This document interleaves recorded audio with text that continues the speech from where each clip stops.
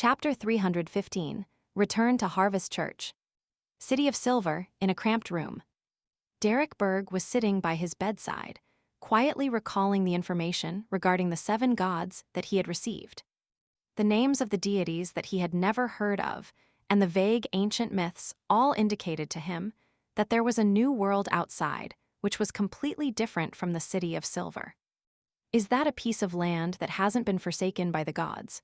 Or perhaps it's a land that is protected by new gods? Derek sat in the dark, motionlessly. Lightning flashed from time to time outside the window, bringing with it intense light. He slowly focused his thoughts on the different authorities that were concentrated in the hands of the 7 gods, and he compared them with the ancient gods such as the Dragon of Imagination, Ankwelt. The so-called god of combat is very similar to giant King Aumir. The Lord of Storms wields authority similar to the Elf King, Soniathrim. The Evernight goddess appears to be the fusion of the king of demonic wolves, Phlegrea, and vampire ancestor, Lilith.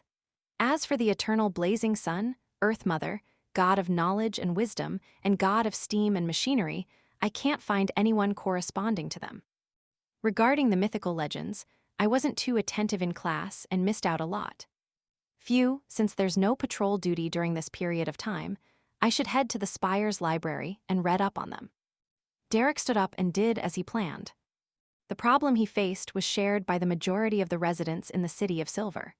When they were being educated with general knowledge, their focus was all on the practical courses such as Devil Studies, Monster Classification, Charms, and Beyonder Foundations. They were all focused on the knowledge that could be used to deal with monsters in the dark and increase the production of edible plants. As for supplementary classes like Myth Studies, they often didn't pay much attention. If the history regarding the City of Silver hadn't been able to make the residents more united, raise their sense of honor, or heighten their sense of mission, and how the 6-member council was very strict in this regard, Derek believed that he could at most remember what had happened in the last 2 or 3 decades. Carrying the axe of Hurricane, Derek walked out of his house, following the clean, simple, but old and mottled stone road until he reached the Twin Towers on the north side of the city. One of the spires of the Twin Towers served as the City of Silver's library, an exchange spot where merit points could be exchanged and daily necessities could be distributed. The dome was where the 6-member council resided and was rumored to contain a mystical item which had sustained the City of Silver for more than 2,000 years, as well as a repository for formulas and ingredients. Entering the spire, Derek went straight up to the 3rd floor and, according to his recollections, found the shelves where materials regarding mythology and the corresponding ancient books were stored. Just as he was about to take out a book related to the creation myth, a slender, fair-skinned, and good-looking palm rushed forward and took the book away from him. Derek traced the arm, and after a single glance, he lowered his head, pressed his hand to his chest, and said in a low voice, "Greetings, Elder Lovia." The one who had taken the book from him was one of the members of the 6-member council, Shepherd Lovia.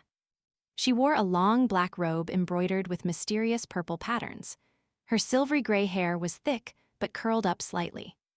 Her face was smooth and fair, her appearance gorgeous. She looked to be in her early 30s, and her pair of light gray eyes seemed to be able to pierce through one's soul. Lovia tersely acknowledged Derek's greeting and gently nodded her head without saying anything else. She silently took the ancient book and left the space between the 2 bookshelves. Elder Lovia seems to have returned to normal. She's not like before, always switching between different temperaments at random, sometimes crying, sometimes sneering, sometimes grunting angrily, sometimes indifferent. Such a thought subconsciously flashed across Derek's mind. Suddenly, he felt an inexplicable sense of fear. It was because Elder Lovia was acting normally. Normal.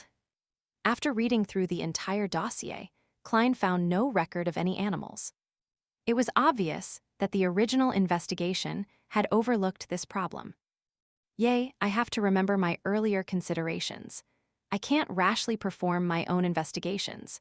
Without talking about how, I don't have the special means or confidence to avoid a devil's intuition towards danger. Just the possibility of me meeting a Nighthawk would be a very troublesome matter. My goal is to always take an auxiliary role. My job is to analyze the case and suggest conjectures and determine if a clue is authentic. Klein considered what he needed to do. After understanding the abilities of a devil, he temporarily didn't dare to hand over the matter of investigating whether or not the previous suspects had pets to Stewart. That would have a high chance of injuring Stewart. It's only in the preliminary stage of investigations without any direction. It's likely Stewart wouldn't encounter any problems.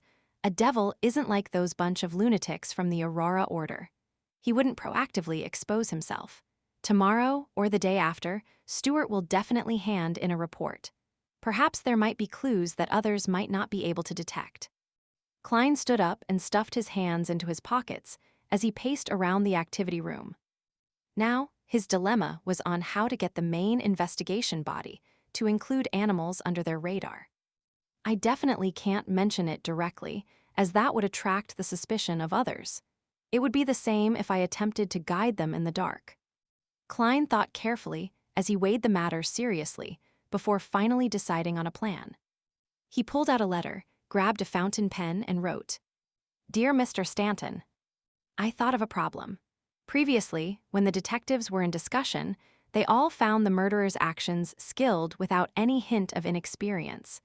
They believed that he couldn't be born with such skill and that he must have had a lot of experience to build up his foundation. Examples of such people can be surgical students from med school or a butcher. Back then, I thought he might have done something like this before. It's a direction for investigation, and it's what I'm paying the most attention to right now. But after thinking about it over and over again for the past 2 days, I don't think it's comprehensive enough. Perhaps he didn't rely on killing people to gain experience. Is it possible that he practiced with poor animals, different kinds of living animals? The number of animals that die in Backland daily is innumerable, and those that disappear in the sewers are also unknown. Therefore, these are very good training targets. This is my inchoate opinion. I hope to communicate with you. Sherlock Moriarty." Klein didn't directly mention that the murderer might have been an animal that had turned into a devil. He also used the reason of practice, hoping that Isengard Stanton would take note of the neglected animal world, thereby reminding the official Beyonders responsible for the case. While he was writing, he suddenly felt that this was also a direction. The reason why the devil hadn't been caught all this time was because it had been hunting animals most of the time. And the hunting of animals wasn't something worth paying attention to. Well, let's hope it will inspire them. Klein folded the letter and dressed up to deliver it to the mailbox at the end of the street. 15 minutes later, Lawyer Jurgen, who saw Detective Sherlock passing by his oriel window again and again, finally couldn't stop his urge to open his door and asked politely, "Mr. Moriarty, did you forget your key?" Sort of," Klein squeezed out a smile. "Why don't you come to my house as a guest? After dinner, you can go back after dark. I know that you private detectives are very good at climbing." Jurgen invited him in with a serious expression. "Seriously?" Klein was stunned for a second before he smiled sincerely. "It's my honor." After all, Lawyer Jurgen's grandmother had the standard of a capable chef. And he could also tease the cat while he was there. When it was completely dark, Klein, having had his fill, rested for a while at home before leaving Minsk Street with his cane. He planned to make another trip to Rose Street, on the south side of the bridge, and ask Bishop Otravsky about the origin of the master key. With the help of dowsing rod seeking, he successfully arrived at the Harvest Church in the dead of night and sneaked in through the same route as before. However, Bishop Otravsky wasn't repenting in the cathedral's hall tonight. There were only rows of pews in the silence and gloom. "He's resting," Klein felt slightly puzzled as he walked towards the living area at the back of the hall. As he rounded the corner, he saw the tall, giant-like Bishop Otravsky walking up the basement stairs. The heavy stone doors situated there were being banged on by someone. Who did he detain in the basement? Klein instantly thought of a series of warped ideas. Bishop Otravsky looked up and saw Klein disguised the same as before.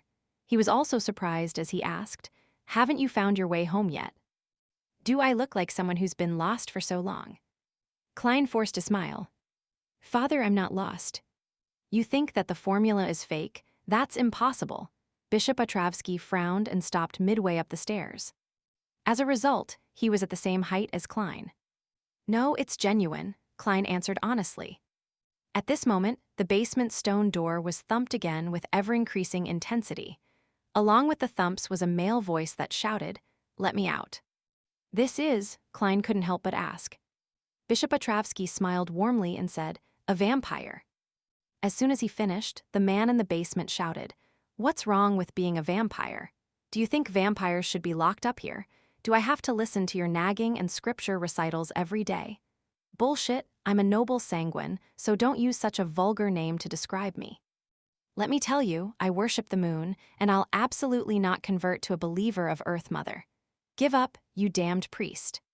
It was Klein's first time meeting a real vampire, so he couldn't help but ask, "Father, where did you catch him?" Bishop Otravsky gave Klein an odd look before saying, "He is the original owner of the Master Key. One day, he got lost and entered this cathedral."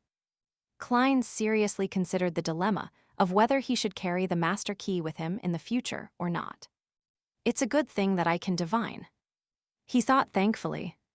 It just so happened that he had entered a state where he thirsted for blood, and I had discovered his abnormality, Bishop Otravsky added with a smile. "Bullshit, don't talk about blood. What I need is the blood of a beautiful young girl, not the blood of a dirty old man like you." The vampire in the basement suddenly became enraged. Bishop Otravsky explained without a trace of anger, "When he craves blood, I will give him some of mine." Klein nodded and looked again. He found that the heavy stone door in the basement was engraved with the sacred emblem of life and many mysterious symbols, forming a complete seal. During the day, when more and more people start praying, it would be impossible for the sound to even reach the outside. Klein made a preliminary judgment. "Is there anything I can help you with?" At that moment, Bishop Otravsky asked. Klein answered frankly, "I want to know where the Master Key first came from." "You'll have to ask him." Bishop Otravsky pointed to the basement. The vampire inside suddenly became quiet before he leisurely laughed and said, "Friend, I can answer your question. But the condition is that you rescue me first."